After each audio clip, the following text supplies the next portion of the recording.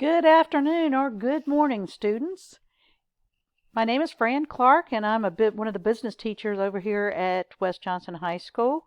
And I also speak for Mrs. Amanda Fisher, Mrs. Savannah Jones, and Mr. Brian Collins. We are the business teachers, and we all use Canvas as our way of presenting material for you guys.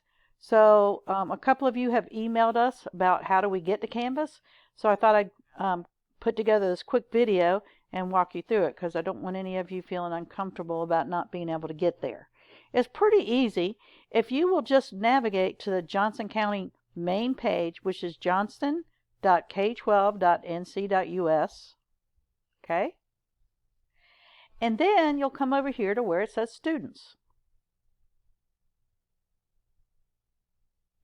Once you go to Students, you'll come down here to where it says Student Online Connections. You'll click on that. That brings you to this menu, and if you'll look under e-learning, you will see Canvas. So you will click on that. That will bring you to your eCloud sign-in. You should be familiar with how to do that. And you're going to type in your user ID number. Hopefully you know your student ID number. Hopefully you remember your password. If you don't, you're going to have to go to password reset and work through it. And at that point,